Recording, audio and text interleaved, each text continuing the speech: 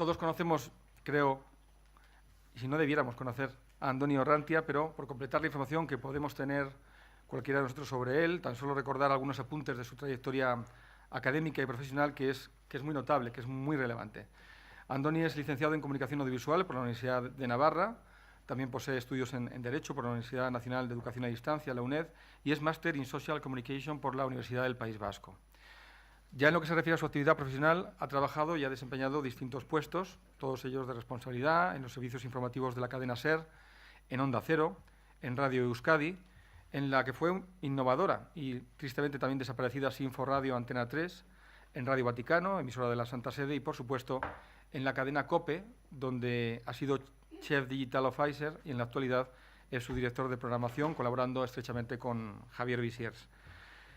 No quiero olvidarme de que en COPE ha desarrollado también el podcast de ficción Sin mi identidad, con 8 episodios emitidos en directo primero, el pasado mes de julio, e inmediatamente después de su emisión colgados en la web para su escucha a la carta. Pienso que ha sido una interesantísima, muy interesante producción transmedia. Por cierto, que era un proyecto coproducido por COPE y por su fundación, la Fundación COPE. También es autor de los reportajes, por citar algunos, El día que Abdul dijo adiós a Siria, Miguel Ángel Blanco, aquellas 48 horas de julio, y Red, la enfermedad de las princesas, este último reportaje, además galardonado con los premios Concha García Campoy de Periodismo Científico, que otorga cada año la Academia de las Ciencias y las Artes de la Televisión. Quiero hacer aquí un pequeño paréntesis, porque es un premio que lleva el nombre de una mujer muy importante en la historia de la radio española. Concha García Campoy fue la primera mujer que presentó y dirigió un magazín matinal, un informativo nocturno, también hizo la tarde y la noche, espacios que habitualmente hasta ese momento habían sido generalmente entregados a manos de hombres, ¿no?, de varones, y además configuró una nueva forma de programar en el fin de semana con las 2 mañanas de Vivir, que son 2 días, que luego se trasladaron a todas las cadenas de radio, ¿no?, en la cadena SER. Pero sobre todo Concha fue una gran persona y una gran amiga. Perdón por el paréntesis en la presentación, pero creo que era de justicia recordar a Concha, que por cierto trabajó en COPE, en Onda Cero, en la cadena SER, en las desaparecidas Antena 3 Radio y Punto Radio y también en Radio Nacional de España. Y sigo con el paréntesis con otro nombre propio, el de otro destacadísimo hombre de radio, el padre dominico José Luis Gago, que da nombre a un premio de la Fundación COPE, que también le fue otorgado a Andoni Orrantia en 2017, hace 2 años. El padre Gago, podemos decir que es en buena medida uno de los artífices de que COPE sea hoy la cadena que es, por su decisiva labor en la década de los años 80 como director general. Y cierro el paréntesis. Además de la radio, Andoni Orrantia ha trabajado en otros medios, en Telecinco, por ejemplo, en la televisión autonómica vasca, Euskal Telebista, y en prensa, El País, Deia, El Diario de Navarra, El Diario.es, también ha asesorado a diferentes grupos de comunicación elaborando planes estratégicos. Por tanto, como podemos ver todos, es una trayectoria extensa, pero también muy completa, como se puede apreciar. Y como profesor ha impartido clases en la Facultad de Comunicación de la Universidad de Navarra y en el Centro Universitario Villanueva, adscrito hasta fecha reciente a la Universidad Complutense de Madrid y en breve Universidad Internacional Villanueva. Y también ha formado parte del claustro docente del Máster Universitario en Radio, que impartimos conjuntamente, como señalaba antes, la Facultad de Humanidades y Ciencias de la Comunicación con la Fundación COPE. Por cierto, que Andoni también forma parte del Consejo Editorial de la Fundación COPE y CE Ediciones, un proyecto que está a punto de poner en las librerías su primera publicación, sobre radio, por supuesto, a la que, si Dios quiere, le van a seguir pues otras muchas publicaciones. Pero su inquietud académica no se ha quedado únicamente en la docencia, sino que también ha alcanzado a la investigación, lo que le ha llevado a ser ponente en numerosos congresos, jornadas, seminarios científicos y a generar conocimiento con publicaciones como Y de repente no había plan B, de la desafección política a la mediática, o otra obra, ¿Qué es noticia?, o Cómo distinguir lo interesante de lo importante. Ambas podéis encontrarlas publicadas en la editorial Círculo Rojo. Evidentemente todos sabíamos de la valía de Andoni Orrantia y la admirábamos, pero sabiendo todo esto, pues seguramente todavía lo hacemos más. Y estamos más agradecidos, si cabe, por haber encontrado un hueco para venirse hasta aquí, para venir con nosotros a la universidad y para compartir sus conocimientos y su experiencia y hablarnos de la nueva identidad de la radio. Va a contestar en concreto la siguiente pregunta: ¿cómo hemos llegado hasta aquí? Y nos va a aportar y va a reflexionar sobre 5 fotos y 10 gráficos que explican la radio que viene, aunque no sé si se ha arrepentido por lo que comentaba ayer en Twitter y quiere utilizar un título alternativo que nos proponía ayer y bueno, que luego nos comentará si efectivamente conserva el título inicial o nos propone el nuevo título o el título secundario que tiene propuesto por Twitter. Andoni, de nuevo bienvenido a la Universidad, a la Facultad de Humanidades y Ciencias de la Comunicación. Muchas gracias, estamos deseando escucharte. Muchas gracias. Bueno, muchas gracias, Chema, por la presentación. Buenos días a todos y muchas gracias por la invitación a estas jornadas que confío que en breve se conviertan en congreso con carácter internacional y sean todo un referente para el sector. Efectivamente, ayer avanzaba en Twitter que me había quedado con la espinita clavada de poder haber cambiado el título de la ponencia y haberla titulado ¿Por qué Donald Trump ha hecho tanto por la radio en el mundo? Pero bueno, es verdad que a esta hora mantengo el título de la ponencia, cómo hemos llegado hasta aquí, y probablemente alguien pudiera tener la tentación de cambiar los signos de interrogación por exclamaciones, ¿no?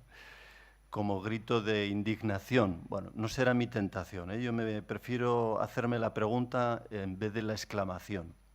Decía que no ocultaba ayer en redes sociales la tentación de haber cambiado la ponencia porque Donald Trump ha hecho tanto por la radio en el mundo. Y aquí surge la primera de las 5 fotografías que quiero compartir con vosotros en los próximos minutos. El 2 de abril de 2017, el diario Financial Times publica una entrevista con el presidente norteamericano y en esa entrevista se desconfigura un poco la cifra, pero es un 100 lo que aparece en la diapositiva. En esa entrevista el diario podía haber titulado de muchas formas la conversación que mantuvieron los 3 periodistas con el presidente norteamericano. Podían haber optado por la guerra comercial con China, pero el titular de la entrevista es el que veis. Sin Twitter no estaría aquí, no habría llegado aquí. El presidente norteamericano venía a defender en la conversación que mantenía con los periodistas que, según él, con más de 100 millones de seguidores en Twitter, en Instagram y en Facebook, no necesitaba de los medios, de lo que él calificaba como de los medios mentirosos. Se refería a la prensa, a la radio y a la televisión, se refería a los medios tradicionales. Y la pregunta que nos arrojaba Trump en este sentido es: ¿nos hemos convertido en medios irrelevantes? La prensa, la radio y la televisión, la radio en nuestro caso, se ha convertido en un medio irrelevante. Bueno, según el Estudio General de Medios, en España alrededor de 25 millones de personas escuchan la radio a diario. Frente a ellos, y según el informe publicado recientemente por la agencia online de Social Media Family, más de 23 millones de personas están presentes en Facebook, más de 13 en Instagram y más de 5 millones en Twitter, en España. Digital frente a analógico. Es decir, la sociedad hace tiempo que ya no solo nos demanda contenidos vinculados a la información y al entretenimiento a los soportes tradicionales, como decía Donald Trump. Si acudimos al Estudio General de Medios y si acotamos además la búsqueda a 2 de los diarios más más leídos, El País y El Mundo, y todavía cerramos más el plano en el día en el que más periódicos se venden en España, el domingo, comprobamos que en la última década han perdido la mitad de la audiencia. Una de los datos recientes de la AEMP en España indicaba la dirección, nos indicaba la dirección. La penetración de Internet cuadriplica el de la prensa y supera el de la radio. Aquí vemos 2013-2014, el momento en el que la penetración de Internet como soporte, como plataforma, supera el de la radio. La sociedad bucea en otros soportes, busca también otras narrativas. Más de 20 años después del arranque o del nacimiento de los cibermedios en España, según el estudio realizado por los profesores Martínez Costa, Bremer y Ramón Salaverría, en nuestro país existen 3.065 cibermedios activos, de los de más de 3.400 existentes. 3.065 cibermedios activos. Los medios ya nos dan cuenta de la fragmentación de la audiencia, de la que hablaban ya Fogel y Patiño en 2007. El usuario ya desde hace tiempo reivindica estar activo, una interacción, selecciona muy bien en qué consume su tiempo. El año pasado en Estados Unidos, durante un minuto, se reprodujeron casi 7 millones de vídeos en Snapchat. Siri contestó en un minuto más de 100.000 consultas. Se dieron 2,5 millones de me gustas a fotografías de Instagram. ¿Qué ocurre en España? ¿Cómo consumimos nuestro tiempo, en esa fragmentación de audiencias? Bueno, en España dedicamos según datos del año pasado de la AIM, 4 horas diarias a la televisión, 8 minutos a la prensa, hora y media a la radio y más de 2 a Internet. En total, 7 horas diarias a consumir medios. En Estados Unidos, si nos acercamos al último informe que publicó Business Insider, el total de horas diarias que dedica un norteamericano a contenidos, a consumir medios y tecnología, se cifra en 12 horas y 4 minutos. De esas 12 horas, 6 van a contenido digital, 25 minutos a la prensa, hora y media a la radio, igual que en España, y 4 a la televisión lineal, igual que en nuestro caso. ¿Cómo hemos llegado hasta aquí? Y me sigo agarrando a los signos de interrogación, ¿eh? Evito las exclamaciones. Bueno, pues a través del teléfono móvil, a través del auge de los dispositivos móviles, de los teléfonos inteligentes, lo vimos recientemente en el Congreso Mobile, con la presentación del 5G y la apuesta por el 5G. Durante muchos años las empresas, en nuestro caso las radiofónicas, han adaptado sus contenidos a distintos soportes. En España, y vemos aquí el dato, 22 millones 2010. En plena crisis económica se vendieron 22 millones de teléfonos inteligentes. La gente podría tener otras carencias, pero cambió de móvil. 22 millones de teléfonos, de smartphones. ¿Alguien me sabría decir quién es este niño que aparece en la foto? Alguna pista da, ¿no? Bueno, este joven de 15 años es Cosmin. Es un barcelonés al que el pasado 6 de enero le tocó la lotería, el primer premio de la lotería del sorteo del niño. Y cuando los periodistas le preguntaron qué iba a hacer con los 200.000 euros que le tocaron, ¿alguien se aventura a decir qué contestó? ¿Alguien? ¿No? ¿Lo escuchamos?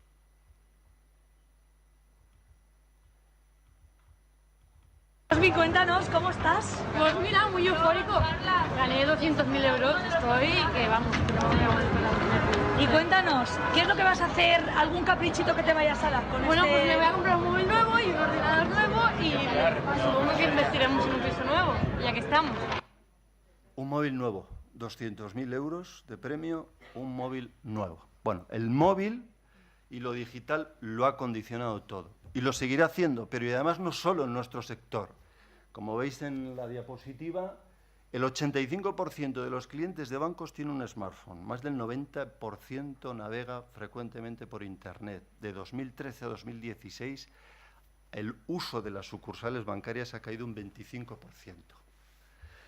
El número de pedidos digitales que atiende Inditex por hora es de 250.000. Interactúa con más de 100 millones de personas en redes sociales. Los ingresos del mercado de la música en el primer semestre del año pasado fueron de 107 millones de euros. De ellos, 79 eran de procedencia digital.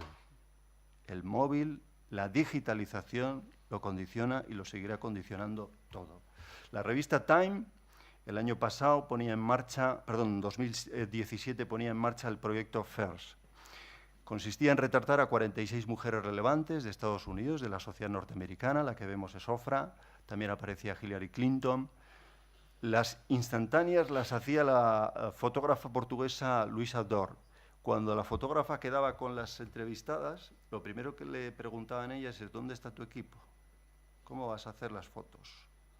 Y ella, como veis en la fotografía, decía, con mi iPhone. Con mi iPhone. No utilizó nada más. Con mi iPhone. Al margen de anécdotas y al margen de curiosidades, es verdad que hace tiempo ya que hemos pasado del Web First al Digital First y que estamos en la transición, como veremos luego, del mobile a la interacción por voz. Es decir, un smartphone o un smart speaker, un altavoz inteligente, como veremos en los próximos minutos, se pueden convertir en el principal aliado de los medios o en el principal enemigo. Pero es verdad que el futuro de los medios, la radio que viene, que es el objeto de esta ponencia, no depende solo de la tecnología. La radio que viene va a depender de la credibilidad, de la credibilidad. En el contexto actual ya no solo necesitamos, como decía Trump, ya no solo necesitamos que nos escuchen. En el contexto actual necesitamos también que nos crean, no ser irrelevantes. Y la radio que viene dependerá de la confianza que inspiren nuestros contenidos en los usuarios, en cualquiera de las plataformas, altavoces inteligentes, web, antena, redes sociales, en el digital trash, como veremos luego. El Eurobarómetro que vemos aquí, el Eurobarómetro del 2017 que medía la credibilidad de los medios de comunicación en Europa y en España, cifraba la radio como el medio más creíble. En Europa 59%, España 52%, frente al 22% de las redes sociales o el 40 o el 36% de la televisión.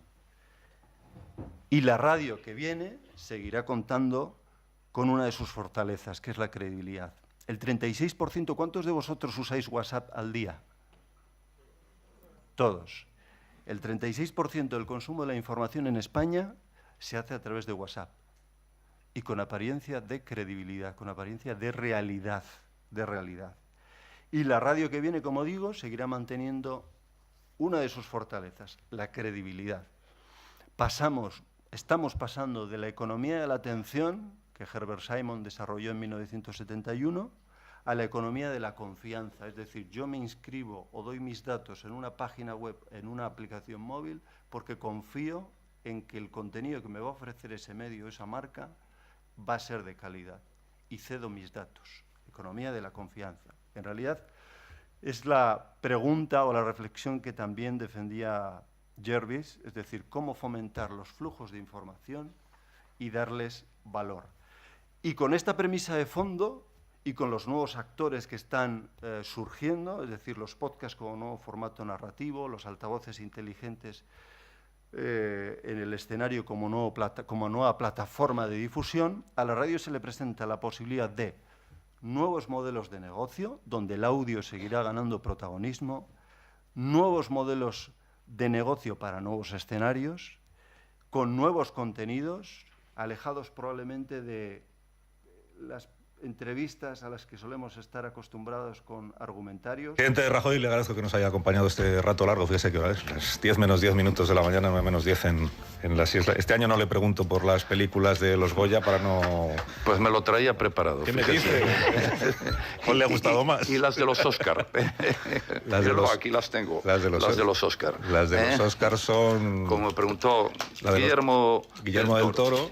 La de los carteles en las afueras y la de Dunkerque. Sí. ¿Y ha visto alguna de ellas? No. ¿Y no he tenido tiempo, si es que todavía no se han estrenado en España. Bueno, nuevos modelos de negocio para nuevos escenarios con nuevos contenidos y para nuevos usuarios, porque la radio que viene seguirá siendo móvil, seguirá siendo personal, más personal todavía, contextual y de experiencias. Contextual, porque el usuario nos va a pedir que sea útil, que lo que le ofrezcamos sea útil, le sea útil a él, y de experiencias porque implicará, como veremos, interacción. Me voy a detener, en primer lugar, en los nuevos modelos de negocio para nuevos escenarios, y aquí establezco una metáfora que hoy más que nunca está de actualidad, con el Brexit, con la salida del Reino Unido o no de Europa. Y aquí quiero ser muy preciso, es decir, hablo de nuevos modelos de negocio, no de un nuevo modelo de negocio. Creo que los planteamientos apocalípticos que dibujan una fuga masiva de una audiencia analógica a lo digital son erróneos, completamente erróneos. Creo que los planteamientos que dibujan la muerte de la radio tal y como la conocemos son erróneos.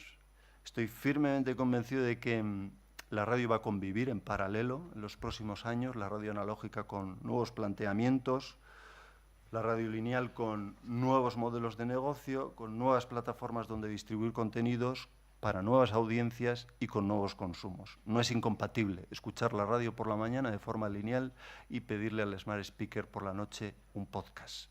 Es completamente compatible. Lo estamos viendo, de hecho, en algunos países. En Suiza, por ejemplo, el 70% de la población sigue sintonizando a diario la emisora pública. En Australia el 88%. En el Reino Unido hay 6,5 millones de personas que escuchan podcasts. Y sin embargo, hay un 88% de la población que sigue sintonizando o conectada a la radio lineal. Es decir, Es más, cada semana escuchan más de 20 horas en directo. Es decir, los planteamientos apocalípticos me recuerdan mucho al surgimiento al nacimiento hace 20 años del muro de pago, del paywall, donde parecía que todos los periódicos, o todos los usuarios, mejor dicho, íbamos a pagar por acceder a contenido en los periódicos, y finalmente 2 décadas después, muy pocos medios han sido capaces de establecer un modelo de negocio sostenible. Ni El País, ni El Mundo, ni El Norte de Castilla, ni El Diario Vasco, ni El Correo. Tenemos el caso del diario.es, con 33.000 suscriptores. Es verdad que, por ejemplo, en el caso de los ingresos publicitarios digitales, Prisa sí que conseguía el año pasado superar en la plataforma digital a las ediciones impresas hasta llegar al 53%. La evolución que vemos es 2008-2018. Me encantaría, a mí particularmente, me encantaría ver mañana esta portada del New York Times con este anuncio de Daily, del podcast, de un podcast, en la portada de un periódico nacional. Pero a día de hoy, desgraciadamente, no es rentable. No es rentable. Y en medio de esto se cuela el claim de estas jornadas, que yo creo que no debemos perder de vista, y es el de la innovación. En este escenario, la innovación en la radio que viene debe ser sinónimo de producto, de servicio y de experiencia. Decía Jorge Wagensberg que el progreso no es otra cosa que un avance hacia la complejidad, y la complejidad tiene que ser síntoma de acción, de movimiento, de modernidad. Y el éxito de la innovación en la radio va a pasar por adecuar la tecnología, a los hábitos de consumo, en fomentar espacios de participación, de interacción, construir espacios de diálogo, donde la radio cada vez se va a parecer más a un centro de producción de contenidos, distribuidos en plataformas y con distintos perfiles de usuarios, donde unos nos diferenciemos de otros. ¿A quién escucha usted por las mañanas? Carlos Herrera, Pepa Mui, Carlos Alsina. ¿Otros? Otros. Eso somos nosotros, los otros. España a las 6 en las mañanas. Íñigo Alfonso. La fuerza eres tú. Donde unos nos distingamos de otros. Innovación vinculada a medios, a modelos de negocio. Estáis viendo en la pantalla un proyecto transmedia del New York Times. Este periódico hace 15 días aproximadamente volvía a insistir en la necesidad de contratar profesionales vinculados al audio. Un periódico contratando cada vez más profesionales vinculados al audio. Este proyecto, que englobaba texto, englobaba gráficos, fotografías, fotogalerías, englobaba audio. A la periodista que lo llevó a cabo, y que consiguió más de 18 millones de descargas, los podcasts que integraba el proyecto, la periodista que habitualmente se encarga de cubrir el terrorismo, abordaba este proyecto haciéndose una pregunta. Cuando luchamos contra el ISIS, ¿contra quién lo hacemos realmente? Y se apoyaba en el audio. How does ISIS prepare you to kill people? Is there anything? We had dolls. Yeah, we had dolls to practice on. We also have cutouts of ballistics gels. It would feel a lot like human. And inside the ballistic gels, they'd have sacks where major organs would be. And then you could just slice, practice, behead, stab, and, just practice. So it kind of felt like what a medical student would do. And you had to know how to use a knife on a human. Audio, el audio en el centro del escenario. El New York Times, el año pasado, se preguntaba también cómo debe sonar nuestra sección de opinión.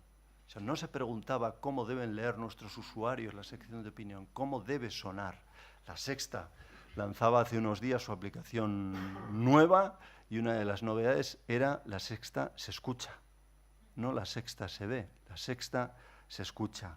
El audio seguirá ganando protagonismo. Recientemente, una encuesta de Edison Research publicaba los datos de consumo de los norteamericanos de radio online, de audio online. El 60% se decantaba por este formato. Pero ese mismo estudio daba entre líneas un dato, esta gráfica. Esta gráfica que va a suponer un antes y un después, y es el número de oyentes, el porcentaje de oyentes de podcast en Spotify de 12 a 24 años. de 32 a 53. Más de 20 puntos. Este y otros datos explican, y seguirán haciéndolo, la última operación de la compañía sueca, de Spotify. La compra en febrero de Gimlet y de Anchor por 350 millones de dólares. La primera era una compañía centrada en podcasts narrativos, y la segunda, Anchor, ofrecía herramientas para crear y distribuir este tipo de contenidos. Spotify no se conformaba con, y ahí veis tachado la palabra música por podcast, no se conformaba con ser una plataforma con música en streaming. Quería convertirse y quiere convertirse en el Netflix del audio, con 96 millones de usuarios registrados y con 207 millones de usuarios únicos mensuales. Cuando el periodista Peter Kafka le preguntaba en su podcast Record a Matt Lieber, a uno de los propietarios de Gimlet, y a Alex Blumberg por qué lo hicieron, contestaba esto. Talked to you in May, and you guys seemed pretty confident, but you were also saying, look, we've been running this company for 4 years. It's hard. It's always hard. I was looking at the transcript, Matt. You said, quote, it feels like everything is about to break. You're just sort of describing startup life in general. And Alex, you talked about a bunch of really large audio platforms that were standing around the edge of the pool of podcasting. So were you guys talking to Spotify as far back as May? When did that conversation start? I mean, we've been talking to Spotify almost since the beginning of the company. And of course, they've been one of our most important partners. I mean, Spotify really started getting into podcasts, I think, around 2 years ago, and they've had a really fast rise. So they went from, roughly 0% of market share 2 years ago to now approaching 20% of market share, and they're our second biggest partner. And they're our fastest growing partner, and we believe they're the future. And so we've done partnerships with them. We do a show called Mogul, which is it's a documentary series about hip hop history that we did in partnership with Spotify, and we'll be coming back for future seasons later this year. And so we knew them well, and we saw the growth on the platform. And so for us at this time, our basic idea, the thing that motivates us is that we're at the the dawn of the second golden age of audio. And there's just this explosion, this flourishing of new kinds of storytelling, new kinds of programming that's made possible by on-demand audio. And that's growing quite fast, just globally, and it's growing really fast on Spotify, but the actual size of the industry is still very small. Podcasts are probably $500 million industry this year. And there's basically a disconnect between the number of people who are listening and the amount of shows they're listening to and the amount of money coming into podcasting. And so one of the reasons this is the right time for us is we feel like for this golden age of audio to truly begin to flourish, there needs to be global scale, there needs to be better discovery, and there needs to be better monetization. And Spotify has all those things. Os habéis fijado hablar de dos cosas. Primero, de que estamos viviendo una segunda edad de oro del audio, y segundo, de que el audio bajo demanda permite construir o permite trabajar con nuevas narrativas, con nuevos contenidos para nuevos usuarios. Cambia la actitud, cambia la forma de consumir el audio, cambia la actitud, nuevos modelos de negocio, decíamos, para nuevos escenarios, con nuevos contenidos, para nuevos usuarios. Decíamos que la radio que viene va a ser más móvil, va a ser más personal, va a ser más contextual y experimental. Me detengo en lo contextual, porque creo que hemos entrado en una fase de redefinición de las plataformas que hasta ahora hemos usado o que conocemos. Y en esa fase de redefinición y en esa perspectiva de contextual, el periodismo radiofónico cada vez será o estará más vinculado al sentido de la utilidad. El oyente y el usuario deben sentir que lo que escuchan o lo que consumen les sirve. Antes hablaba de los más de 3.000 cibermedios activos. Bueno, de ellos 1.809 conviven en dos plataformas, un periódico y una web, una radio y la antena. En el caso de nuestro sector, el que nos ocupa, casi la mitad, el 48%, son emisoras de radio, 869 Tienen la antena y tienen una plataforma online. Pero claro, la pregunta podría ser, en ese periodismo radiofónico contextual, en 2019, ¿qué debe ser una web de una emisora de radio? Y en 2025, ¿qué debe ser? ¿Qué papel debe jugar? Si hay más de 3.000 cibermedios activos en España, una emisora de radio, ¿qué papel debe jugar? Que levanten la mano quienes crean que la fotografía corresponde a un plato de televisión. Plato de televisión, que levanten la mano quienes crean que la fotografía corresponde a un plató, a un estudio de radio. Efectivamente, France Info. Es un estudio de radio, pero parece un plató de televisión. Bueno, pues en esa pregunta que nos hacíamos, de qué debe ser una web de la radio que viene, ya no debemos anclarnos tanto en la View Radio, que procedía del View Paper, una idea que desarrollaron Fogel y Patiño hace 12 años. 12 años. El usuario lo que nos va a pedir a las emisoras y a las web de las emisoras es que pongamos en valor la antena, que pongamos en valor la antena, el audio, que pongamos en el centro del protagonismo el audio y sobre todo sus comunicadores. Una web que ponga en valor la estrategia de la antena. Si algo se distingue en la radio es por ser un medio caliente, por transmitir emociones.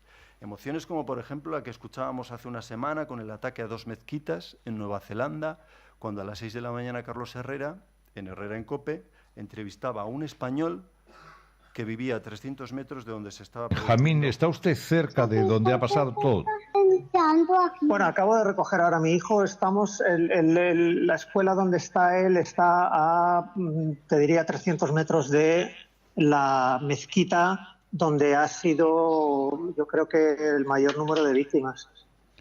Y al parecer se trataría de 4 individuos que han entrado en las mezquitas y disparando a ráfaga. Directamente. Sí, en el coche llevarían 5 metralletas automáticas y se oye perfectamente los disparos. Vamos, hay un momento en el que se encasquilla el arma y está disparando constantemente, rematando a la gente en el suelo incluso. ¿Hay algún tipo de imágenes? ¿Alguien ha filmado algo? Sí, él. ¿El propio terrorista o los propios terroristas? Carlos, él iba poniéndolo en directo. Es decir, ¿estaba transmitiéndolo en directo a la par que disparaba? Con una GoPro en el casco. La radio transmite emociones, traslada sensaciones frente a otros medios que también trabajan o empiezan a trabajar con audio. Buenos días, estás escuchando las noticias de ABC. El escándalo de la tesis de Pedro Sánchez, destapado por ABC, no deja de crecer. El Consejo de Transparencia asegura que nunca existió un informe antiplagio, como se aseguró desde Moncloa emitiendo un comunicado. Nadie reconoce haber realizado el test o tener una copia. La fuerza del audio, la fuerza también de la exclusividad, de que el usuario sienta con los comunicadores que está ante algo exclusivo. Con Ángel Expósito en Venezuela o con Ana Terradillos en la cadena SER entrevistando a un infiltrado en ETA. El 17 de marzo, esta que veis y que leéis es la noticia que publica el 17 de marzo de 2014, Los Angeles Times, cuando se produce un terremoto en California. ¿Alguien ve algo raro en esta noticia?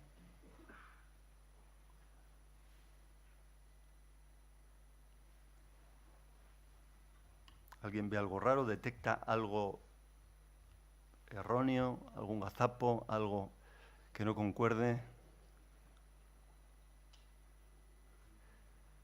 ¿Nadie? Bueno, aquella madrugada la redacción del periódico estaba vacía. Esta noticia la escribió un robot, después de haber recibido la alerta de la red de sismógrafos de California.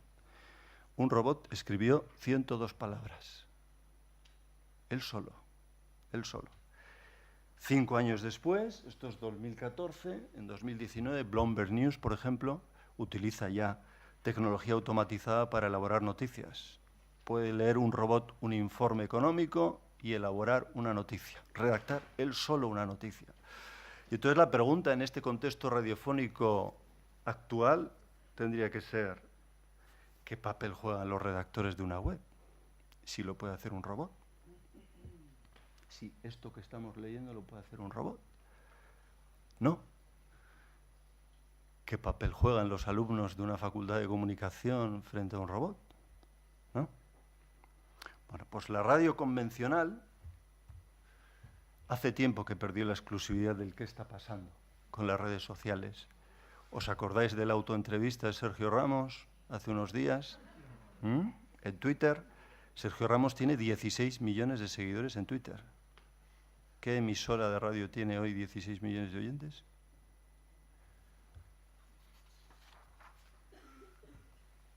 Y dentro de ese periodismo contextual, la radio que viene en la antena, en los altavoces inteligentes, en la web, en las radios sociales, tendrá que cambiar y pasar de informar a contar y a explicar, porque el qué ya lo conocemos por las redes sociales desde hace tiempo, desgraciadamente. ¿Cuántos de vosotros, nada más despertaros, levantaros, echáis mano del teléfono móvil? ¿Para hacer qué? Mirar WhatsApp, redes sociales, encender la radio, desconectar la alarma, ver el tiempo. Ver el tiempo. Con esta fotografía de tanta mano levantada, ¿en qué consiste el mensaje radiofónico? Cuando los mismos móviles nos están robando acciones con las que antes teníamos el monopolio. La previsión del tiempo, por ejemplo. ¿No? Si yo la miro en el móvil, ¿para qué la voy a escuchar en la antena? Bueno, pues la radio que viene tendrá que atender al grito del usuario. Y el grito del usuario es, lo estamos escuchando, pero no sabemos por qué pasa, no entendemos qué está pasando. Explícanoslo, cuéntanoslo y explícanoslo. ¿Alguien me puede decir en esta portada? El titular es La Generalitat admite que tuvo información y culpa al Estado. Es del País, 1 de septiembre de 2017. ¿De qué habla? La principal noticia de la portada. ¿De qué habla? La Generalitat admite que tuvo información y culpa al Estado. Habla de lo que un día antes ha publicado el periódico, de la alerta de la CIA a los Mossos. ¿Pero por qué titula así? Porque entre esta portada y la anterior hay redes sociales, hay otros medios, hay otras plataformas. Ha pasado mucho tiempo ya. Es decir, la web de la radio, la web de una emisora de radio y en ese periodismo radiofónico contextual debe regresar a las 5 W, al origen del periodismo. Estamos muy acostumbrados a hablar del qué y mucho de quién, pero desgraciadamente hablamos poco o nos centramos poco en el por qué y en el cómo. Y en el cómo. ¿Cómo hemos llegado aquí? Y sigo con las interrogaciones. No se me ha colado la fotografía, ¿eh? Es intencionada. La fotografía recoge el escrache que los taxistas le hicieron en la estación del AVE Albert Rivera, el 21 de enero de 2019. Al día siguiente, Albert Rivera estaba con Herrera en COPE. Comentaba así lo que le había pasado. Es que es la evolución, Ayer me gritaron moderno, como un insulto, ¿no? Digo, bueno, pues mire, la modernidad es evolucionar, no revolucionar, pero sí evolucionar. Moderno. Esa modernidad de la que hablaba Albert Rivera es la sociedad bajo consumo, bajo demanda que hemos creado, también en los medios de comunicación, también con los teléfonos móviles, es decir, una sociedad instalada en el servicio, que percibe que lo que escucha en el caso de la radio le es útil. Periodismo contextual, periodismo contextual. La cadena más grande de hoteles del planeta está presente en 65.000 ciudades. No tiene una habitación en propiedad. Se llama Airbnb. El número de usuarios únicos mensuales de Spotify es de 207 millones. El lema de Globo ¿Alguno de ustedes, alguno de vosotros, perdón, usa Globo? ¿Sí? ¿Cuál es el lema de Globo? ¿Alguien me podría decir cuál es el lema de Globo? El lema de Globo es "Ya vamos nosotros". Servicio, utilidad. Servicio, utilidad. La principal discográfica del mundo no ha editado un disco en su vida. Spotify. No ha editado un disco en su vida. El producto, en nuestro caso el contenido, es esa relación. Esa relación. En la radio que viene también. En definitiva, es la transición entre lo que veis ahí, el interés público y el interés del público. El oyente necesita entender lo que le estamos contando, no solo necesita escuchar lo que le estamos contando. Explicarle al oyente qué no ha entendido de la alerta que ha recibido en el móvil durante el día. Explicarle al oyente qué no entiende o no ha entendido de ese tuit que ha leído rápidamente durante el día. Es decir, mientras que otros te informan, la radio te lo cuenta y la radio que viene te lo va a explicar. Cambia la narrativa, cambia la narrativa. No se trata de seguir instalados, la radio que viene desde luego no va a seguir instalada en el periodismo de declaraciones. Somos los mejores, yo lo digo siempre en la redacción, somos los mejores portavoces, los mejores DIRCOM. Trasladamos el qué y el quién, pero nos olvidamos del por qué y del cómo. Necesitamos periodistas, y la radio que viene necesita, y luego hablaremos de los perfiles profesionales, periodistas que chequeen las afirmaciones. Esto que veis aquí es el documento, uno de los documentos que planteó Vox al PP para apoyar en la Junta de Andalucía. En el punto 5 es donde mencionaban la expulsión de 52.000 inmigrantes de España. Así lo contábamos las emisoras. Son las 7 de la tarde, las 6 en Canarias.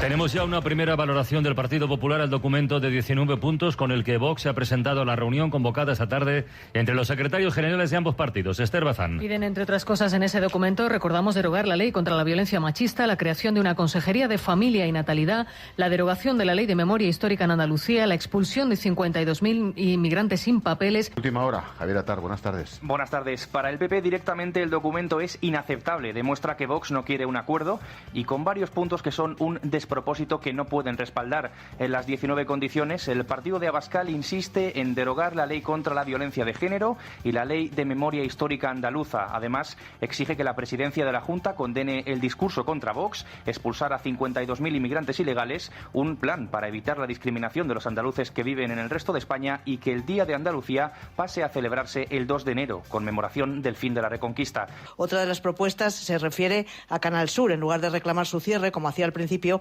pide ahora que se reduzca su coste en al menos un 50% y la eliminación de 3 de los 4 canales televisivos o la expulsión de 52.000 inmigrantes ilegales. Todos lo contamos igual. Todos los contamos. La SER, Onda Cero, COPE, Radio Nacional de España, todos los medios. Aquel día, en la web de la cadena SER y en la web de la cadena COPE se registraban estas cifras. En el caso de la cadena SER, más de un 70% de usuarios únicos. En el caso de COPE, más de 113% de páginas visitadas. A día de hoy todavía nadie ha explicado por qué 52.000 inmigrantes y no 32.018 o 23.512. Nadie. Periodismo contextual. La radio que viene será contextual, útil, utilidad. Pero es verdad que hay que cambiar la mentalidad de trabajo. Hay que recuperar en parte la figura del editor, esa de la que hablaba Onetti, esa tercera mano que te corrige cuando estás a punto de equivocarte. Sin una buena explicación, como dijo Trump en 2017, seremos irrelevantes. Seremos irrelevantes. Y para saber contar, primero hay que saber detenerse, pensar, investigar. Y los verbos pensar e investigar se alimentan de tiempo. Se alimentan de tiempo. Una web y unas redes sociales que contengan la misma credibilidad de la antena. La misma credibilidad que nos daba el Eurobarómetro en 2017 para la antena.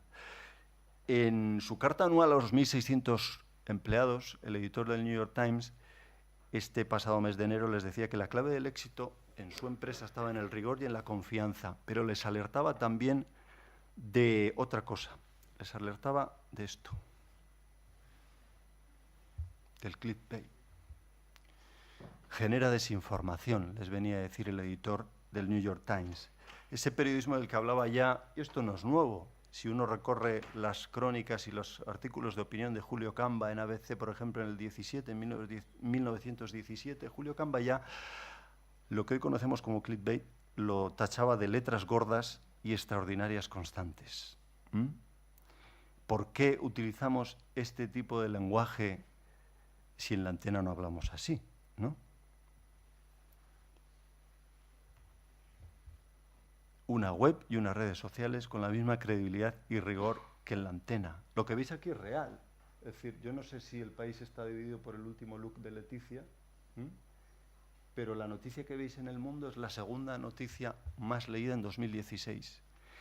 Adiós a la melena, los cortes de pelo con los que triunfarás este otoño. La segunda noticia más leída del mundo en 2016.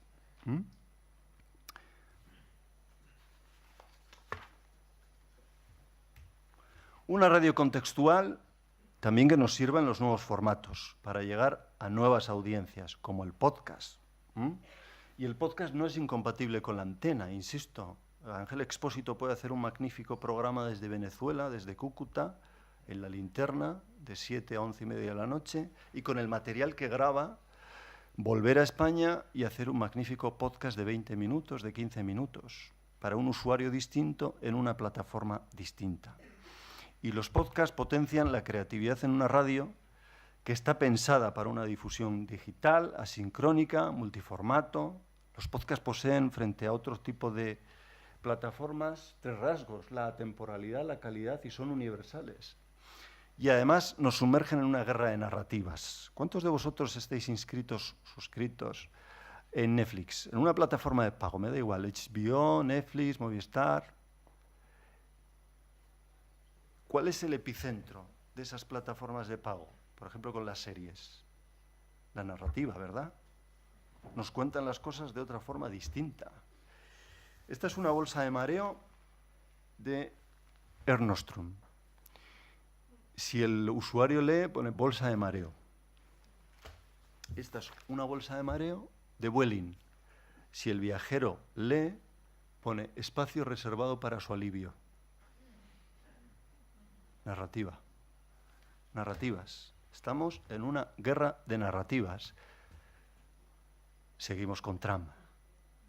Esta es cómo ve Asier Sanz, el diseñador gráfico Asier Sanz, Trump, hecho con mortadela, chorizo, cartulina, un plátano, portada de tapas, portada que luego le generó la del libro que veis en pantalla.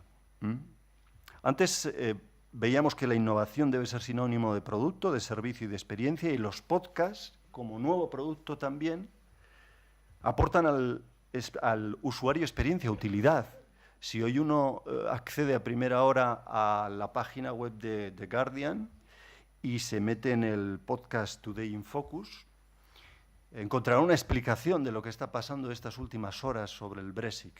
Si uno se mete al New York Times, al Daily, encontrará también una explicación de lo que está pasando en este país. El Daily es uno de los casos más exponentes del New York Times. Esta es la frase con la que inauguró el 1 de febrero de 2017 Michael Bárbaro, que es el del jersey de rayas, el host, el conductor, el formato. Estamos aquí porque este momento merece una explicación. Y esa explicación es una narrativa diferente. Una narrativa diferente que suena así. From the New York Times, I'm Michael Barbaro. This is The Daily.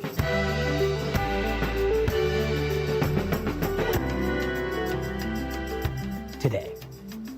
On Thursday in the Oval Office, the President of the United States debated the publisher of the New York Times about the role of a free press.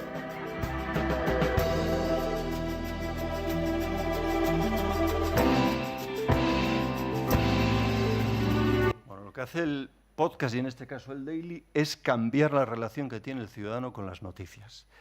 El podcast permite eso, y a las emisoras, además, les permite complementar la estrategia de los contenidos, fidelizar a una audiencia, visibilizar la marca con un producto más moderno y abrir la puerta a nuevos mercados, nuevos modelos de negocio.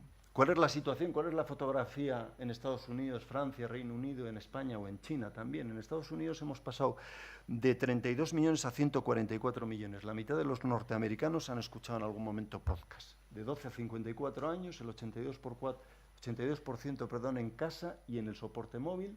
En Reino Unido, 6 millones y medio, de 15 a 34 años. El 67% a través del móvil, principalmente a las 8 de la mañana y a las 6 de la tarde. En Francia ya son 4 millones las personas, más hombres que mujeres, y sobre todo copando nichos. Por ejemplo, el que veis aquí, el podcast Oli, que es un podcast que pone en marcha Leonard Villot, con 5 cuentos para niños de entre 5 a 7 años. C'est Oli. O-L-I. La Bibli des petits. Je suis pas petit, je suis grand. Bonjour, je suis Jean Lebrun et je vais vous raconter l'histoire d'un petit breton et d'un lama qui cherchait des lunettes.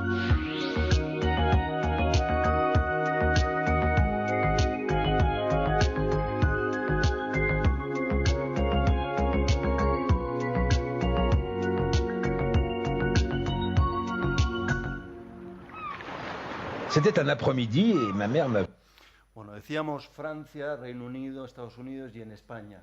Veis 384.000 usuarios o personas que consumen podcast. En realidad no es real, es la cifra que dio el último EGM, la tercera ola de 2017, pero no es real si uno tiene en cuenta las millones de descargas que, por ejemplo, posee Podium Podcast o el resto de emisoras.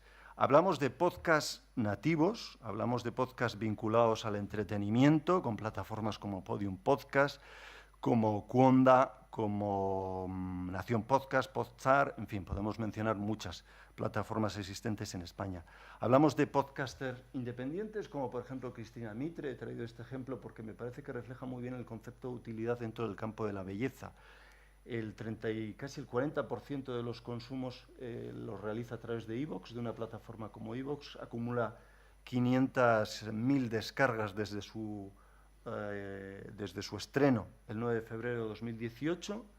La edad es de 25 a 44 años, la edad de los usuarios, y sobre todo se consume el domingo y el lunes.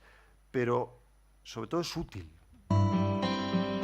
Decía mi madre a sus clientas en el Instituto de Belleza Aranda que no se podía empezar la casa por el tejado.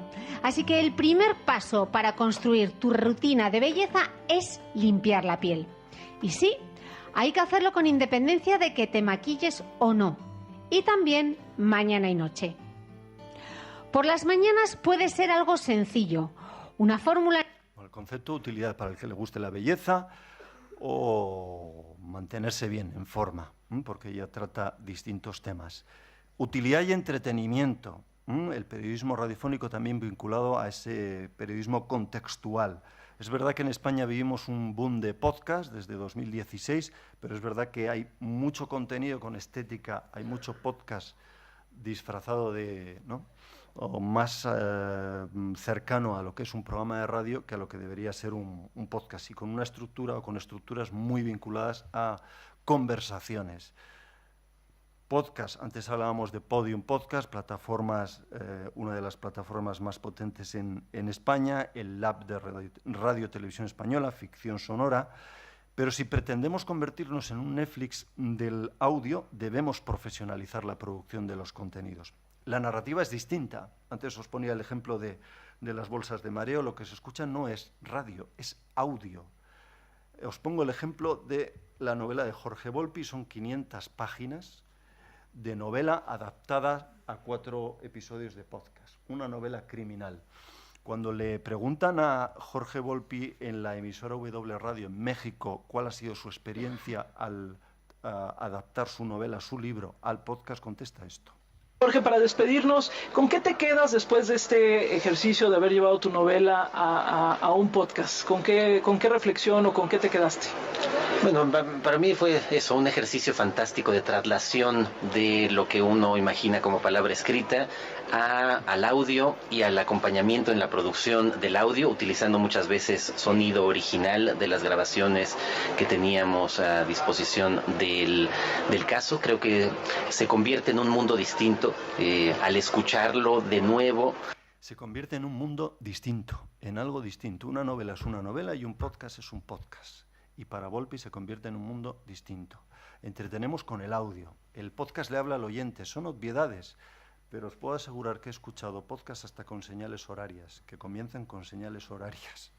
El podcast le habla al oyente, el podcast se apropia de ese tú a tú, del otro yo, del que hablaba en 2005 Kapuscinski, y donde lo lineal no funciona. Lo lineal no funciona. Esto es un buen ejemplo de Radio Ambulante, otra de las plataformas de Latinoamérica. En él cuenta el otro el mismo. Es un episodio en el que se narra la experiencia de dos personas que se llaman y se apellidan igual. El 8 de mayo del 2008.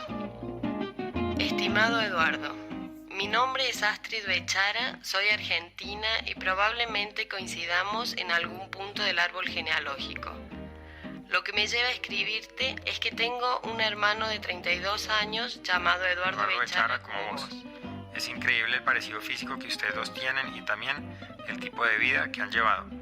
Él es también escritor y además músico. Este es Eduardo Colombo. Narrativas distintas. Hablamos de contenidos con procesos de elaboración largos, de entre 4 y 8 meses. Para que os hagáis una idea, uno de los proyectos que pondremos en marcha en COPE la próxima temporada nos ha costado 4 meses, solo 4 meses, cerrar o que nos confirmen el lugar donde grabaremos el podcast. 4 meses de producción para saber que ya podemos grabar en ese lugar que es inaccesible al común de los mortales. Entran en juego equipos multidisciplinares, figuras como el diseñador sonoro, el guionista, el productor, el editor de vídeo, el operador, el ilustrador, como en el caso del podcast de Sin Mi Identidad. Entran en juego también procesos en paralelo. Mientras que estamos montando en 16 pistas capítulos, los episodios del podcast de Sin Mi Identidad, estamos grabando la banda sonora o estamos montando la página web especial donde irán todos los contenidos. Un formato, el de los podcasts, al que se suman también series de televisión. Por ejemplo, La Peste. La Peste, además de lanzar en Movistar Plus los episodios, lanza su podcast Los Inquisidores, con Rafa Cobos y con Alberto Rodríguez. Y un formato en el que también está empezando a centrarse las marcas con el branding podcast, como Hermès. Este es reciente, este es uno de los podcasts que sacó hace unas semanas la firma francesa. ¿Son rentables? Os podéis preguntar, ¿pero esto es rentable? Pues a día de hoy no. En España es prematuro hablar de un modelo de negocio que se base o que permita recuperar las inversiones que uno realiza, que una emisora realiza en este formato. Podium, por ejemplo, tiene más de una veintena de podcasts patrocinados, Conda tiene alrededor de 2, en COPE tenemos uno, el de Fernando Evangelio. Pero es verdad que hay un mercado donde si uno se posiciona bien puede empezar a entrar. Y hablo, por ejemplo, en el caso de España, del mercado de Latinoamérica, con millones de hispanohablantes. En Estados Unidos, por ejemplo, lo que está claro es que cada vez la publicidad aumenta en este tipo de formatos. De hecho, una aseguradora norteamericana, que era hasta enero, el segundo anunciante convencional, se ha convertido también en la misma posición en lo que era audio bajo demanda, enero de 2019. Hablamos de podcast, pero en realidad también hablamos de una estrategia empresarial basada en el audio y que obliga a reorganizar redacciones. Vosotros que estáis estudiando, me da igual un posgrado que el grado, os vais a encontrar con figuras que cada vez van ganando posición, gracias o a raíz de este tipo de formatos. El director de producto digital, el director o directora de audiencia de datos, el de innovación, la jefa de proyectos o jefe de proyectos de podcast, el diseñador sonoro, el guionista. La radio que viene cada vez va a demandar más guionistas, gente que sepa escribir. Os voy a leer de este libro, que es el de Nacho Carretero, En el corredor de la muerte, narra la historia de Pablo Ibar, del español que está en el corredor de la muerte, un párrafo del capítulo en el que se centra en la mujer de Pablo Ibar, de Tania. Desde hace años, Tania tiene una doble vida. Una es con su marido y otra sin él. En su trabajo como enfermera, sus compañeros no conocen su situación. Eso son 3 líneas, pero son 3 líneas brutales. La radio que viene necesita y va a necesitar cada vez más en esa guerra de narrativas de buenos guionistas. Y también de la figura del director o directora de producción y distribución de contenidos, como si de un controlador aéreo se tratase, para saber en qué momento hay que adaptar qué contenido a qué plataforma. Porque en el contexto actual y con la irrupción de los smart speakers asistimos a una transformación del acceso, de la distribución. Lo que veis ahí es un monólogo de Herrera de 2017, septiembre de 2017, acompañado de una alerta. En ese mes de 2017 investigamos, analizamos qué resultados nos daban las alertas que lanzábamos a móvil con el contenido potente de la antena. Bueno, una de las conclusiones a las que llegamos es que sin la alerta móvil el monólogo podría caer, el tráfico del monólogo podría caer hasta un 40%. Hemos pasado de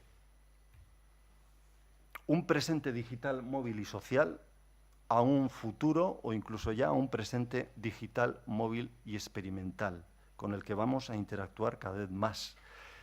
¿Cuántos conocen o escuchan o ven La vida moderna? Bien. ¿Cuántos lo escuchan? ¿Cuántos escuchan La vida moderna? ¿Cuántos lo ven? Es que hay un matiz, ¿eh? Hay un matiz. No me voy a detener en explicar qué es La vida moderna porque ya veo que lo conocéis. Pero La vida moderna, el último EGM le dio 80.000 oyentes. Y en YouTube tiene 200.000 suscriptores su canal. 80.000, 200.000 suscriptores. La cadena SER, el canal de la cadena SER en YouTube tiene 56.000.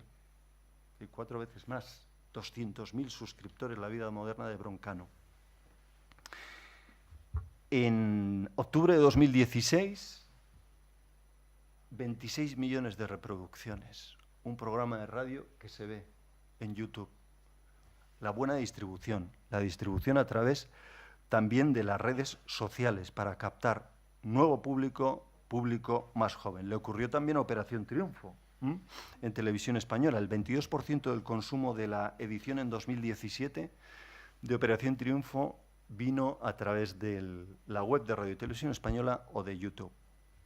El caso de NPR también es muy interesante. NPR ha aumentado de 2015 a 2016 la audiencia en esos términos que veis, 8.700.000, 11.200.000, y la audiencia joven de 25 a 44 años, 26% más. El audio a través de Google y Amazon representa ya el 16% de las horas de escucha semanales. ¿Por qué? Porque hace una buena distribución de sus contenidos en cada una de sus plataformas. Pero es verdad que para acertar en la distribución, la radio que viene tendrá que manejar muy bien el Big Data. El Big Data. Me voy a saltar porque creo que vamos justos de tiempo, ¿no?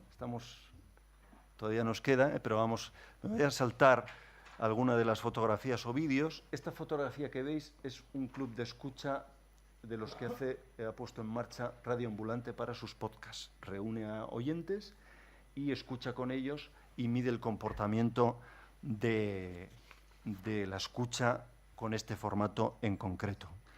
Asistimos a la década de la transformación de la distribución, del acceso, un periodismo móvil, personal, contextual y experimental. Y lo experimental lo traducimos en interacción. Es decir, la irrupción de los smart speakers no viene sola, viene acompañada de un elemento que va a caracterizar a la radio que viene, a la radio del futuro, la radio que ya está aquí, y es la interacción. Estamos pasando del smartphone a la interacción con la voz. Las búsquedas en Google por voz en 2016 representaron un 20%. Según Comscore, en 2020 llegarán a un 50%. BMW BMW ya anunciaba el año pasado que esta primavera, en la que acabamos de entrar, todos sus coches llevarán un asistente de voz para interactuar con él. The BMW Intelligent Personal Assistant. Just talk to him. You can even give him his own name. Hey BMW, change the activation word. And the journey begins. He's always by your side and will always learn new things. Just try out the following. Hey BMW, I'm cold. Whenever you have a question about your vehicle, whenever you need help. Hey BMW, how do I fit the child seat?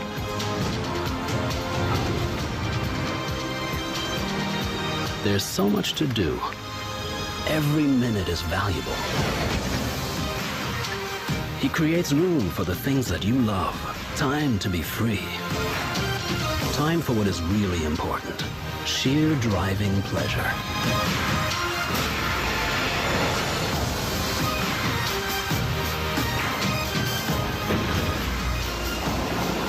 Hey BMW, drive us home. Let's go.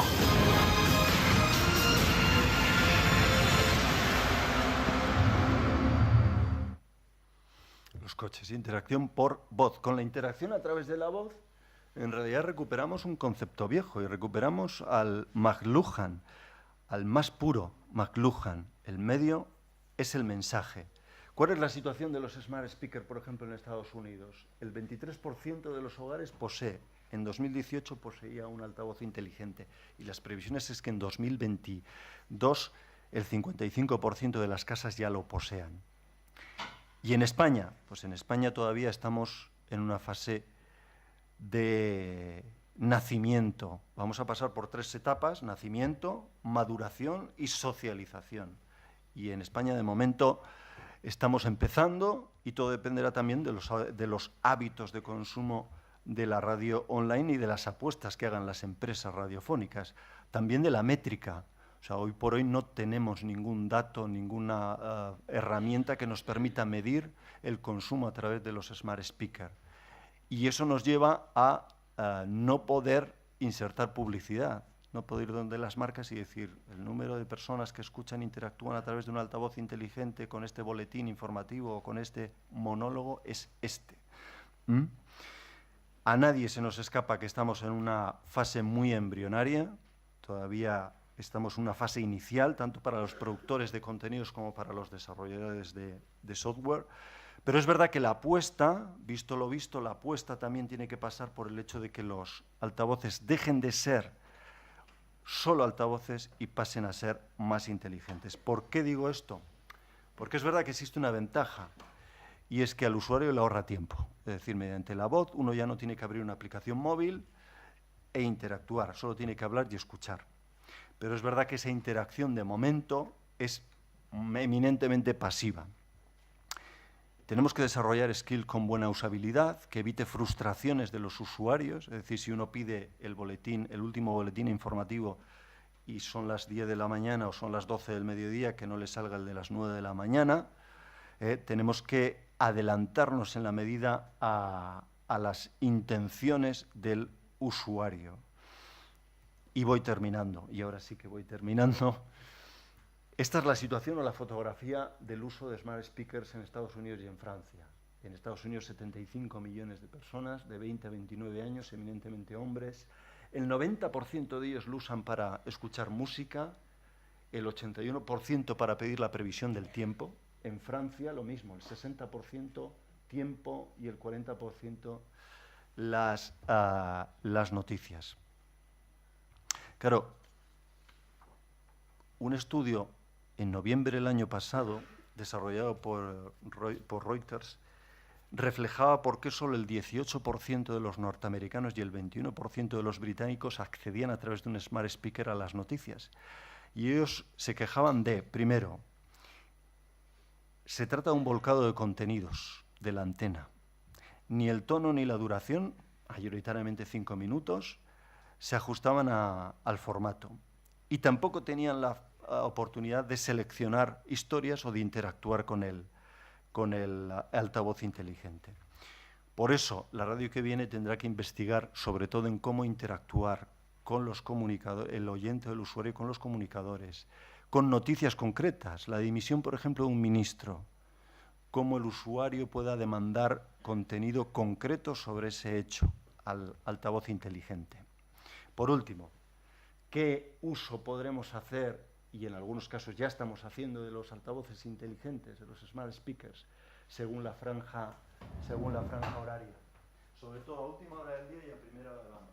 De 6 a 8 de la mañana lo que le vamos a pedir al smart speaker es una previsión del tiempo, tráfico, la radio en directo, música o incluso un podcast. Luego ya nos iremos, como estamos acostumbrados ahora, a interactuar con la voz con Siri, móvil, radio, PC de stock.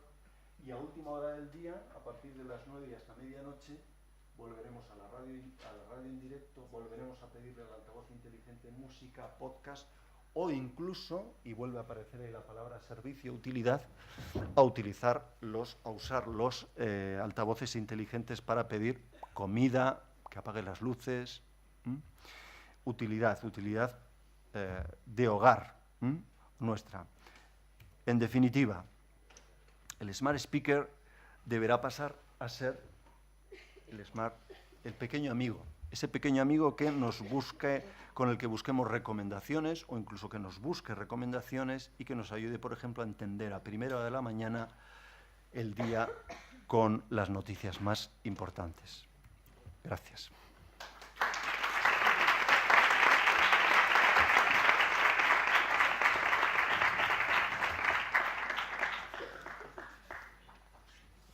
Muchísimas gracias, Andoni. Yo no sé si hemos pasado del tiempo que tenías previsto, pero desde luego a mí me ha parecido cortísimo todo el tiempo por lo interesante que era lo que estabas contando y cómo lo estabas contando. Sabrina, ahora 10 minutos antes de un pequeño receso donde podremos tomar un café para preguntas, para cuestiones que han quedado en el aire a raíz de la presentación de Andoni. Entonces, tenemos un micrófono preparado también, con lo cual, cuando digáis, adelante, primera pregunta. Sí, yo quería preguntar, Andoni ha hecho referencia a que la antena y el podcast es compatible, algo que comparto.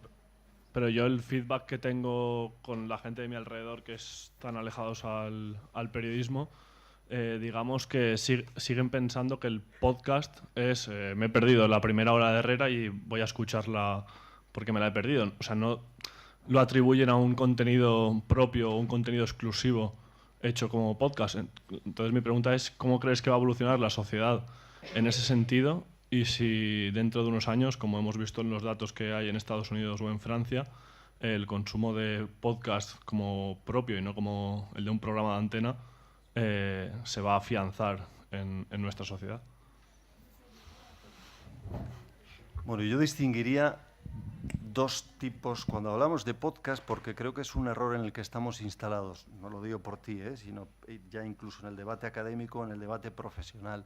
Cuando hablamos de podcast, creo que hay que diferenciar muy bien entre el podcast, que es aquel contenido que de la antena lo bajamos a la web, y el podcast nativo digital, que es aquel contenido que producimos exclusivamente para una plataforma. Puede ser una web o una plataforma dedicada, como puede ser Podium Podcast, Wanda, Nación Podcast, o NPR, me da igual cualquiera de los ejemplos en el panorama internacional.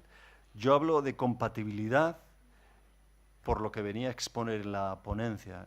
Creo que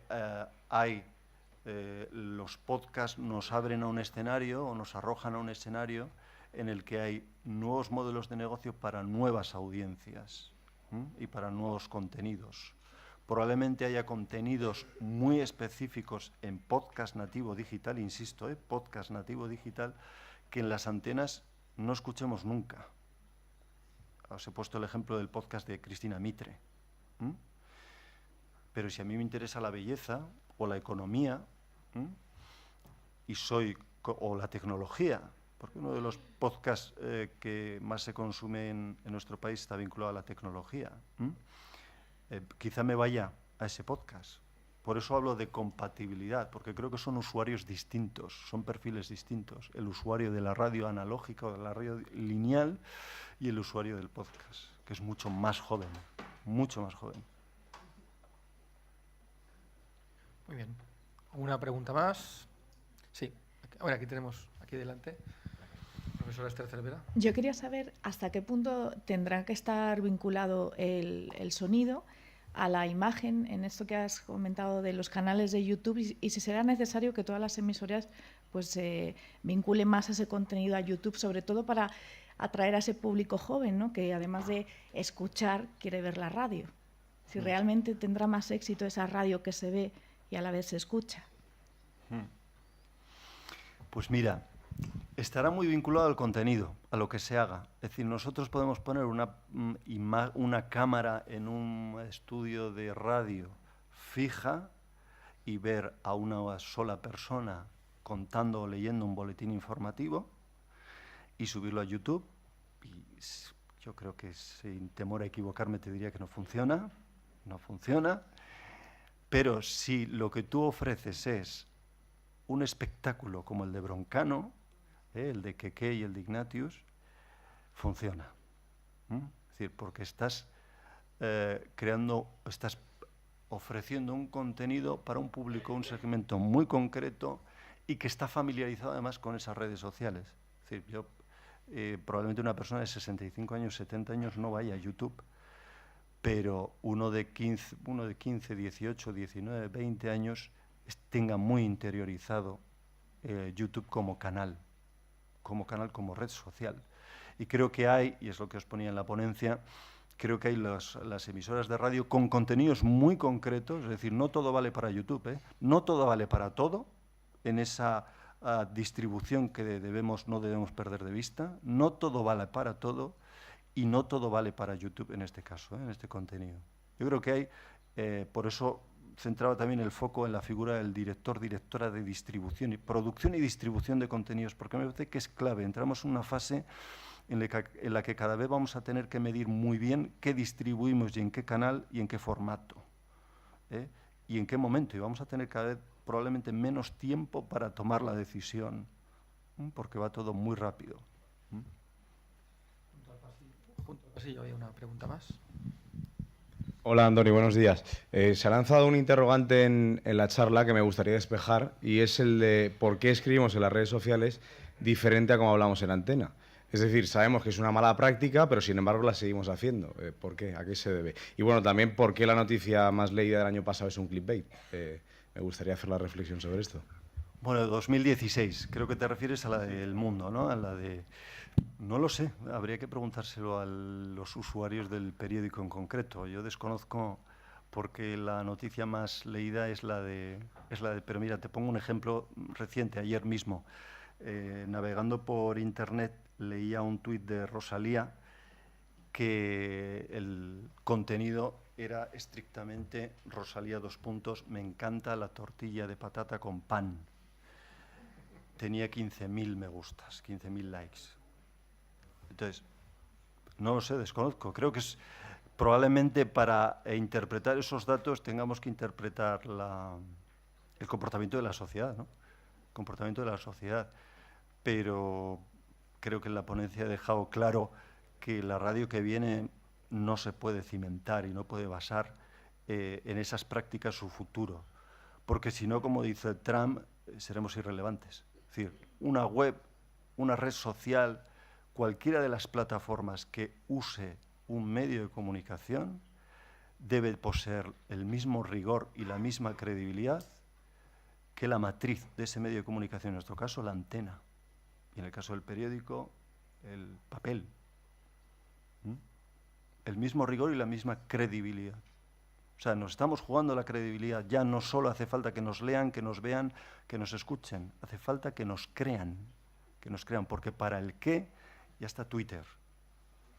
Para el qué ya está Twitter. Otra cosa es que ese qué sea correcto, que es otro debate. Pero para el qué está pasando ya hace tiempo que está Twitter. Muy bien, ¿alguna pregunta más? Sí, profesor Juan González.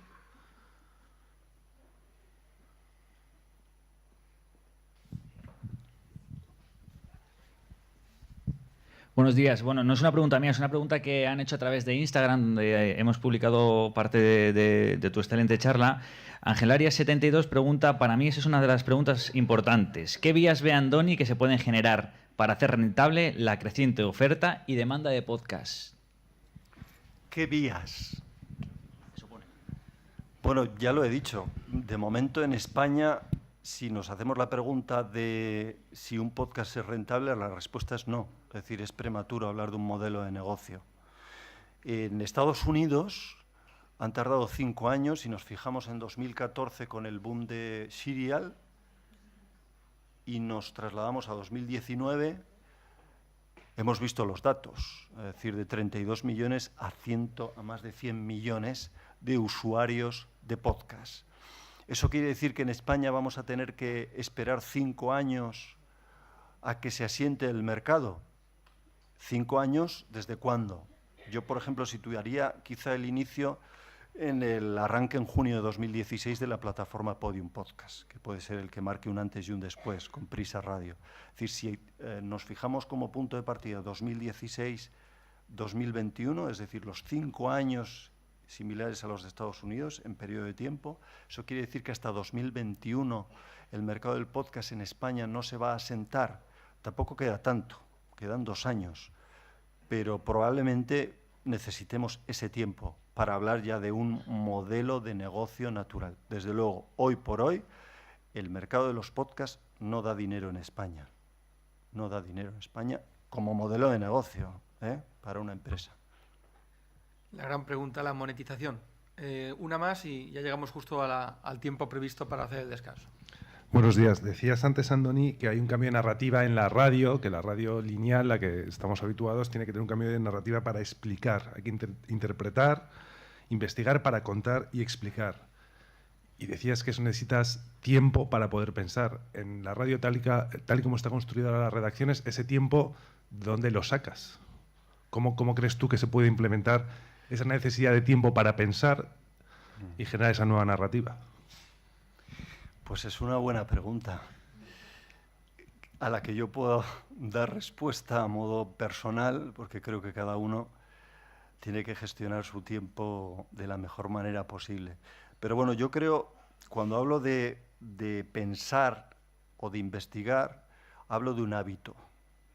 Hablo de un hábito. Es decir, decía Magritte que si el arte de pintar es el arte de pensar, nosotros podemos trasladar o trazar un paralelismo y decir el arte de pensar es el arte, o el arte de contar es el arte de pensar, ¿no?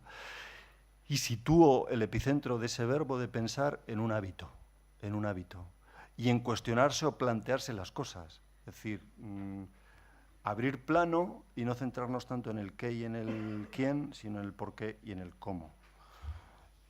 Y el oyente, cuando hablábamos de calidad de contenidos y de economía de la confianza, el oyente detectará que una noticia está pensada o una noticia no lo está. Os pongo 2 ejemplos muy rápidamente. Mira, en febrero de 2008, la editora de la revista Vogue, Anna Wintour, recibía una carta de una lectora de San Diego.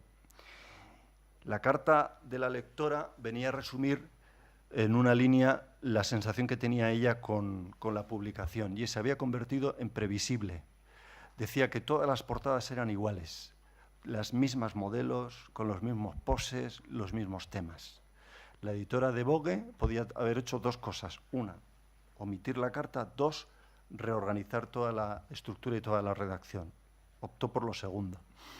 El segundo ejemplo, en septiembre de 2010, y tras 4 años de rastreo, se consigue detener o capturar, muerto, pero capturar al jefe militar de las FARC, al Mono Jojoy, a Jorge Briceño. Pocos medios de comunicación dieron el motivo por el que detienen a Jorge Briceño. Todos centraron el foco en la captura, muerto, fallecido, pero la captura. Y pocos contaron la intrahistoria. Y en la intrahistoria está el hábito de pensar. ¿Y la intrahistoria qué decía? Decía que el Mono Jojoy padecía de diabetes. Y el Mono Jojoy no podía usar las mismas botas que el resto de sus compañeros de las FARC. Y el gobierno lo que hizo fue cambiarle el calzado y en el calzado meterle un GPS. Y así detectaron dónde estaba y de ahí pudieron darle por muerto. Entonces, detrás de estos 2 ejemplos lo que os quiero trasladar es que necesitamos pensar más, detenernos 5 minutos antes de afrontar un tema. Antes le decía Esther, cada vez vamos a tener menos tiempo para determinar o decidir cómo distribuimos qué y dónde.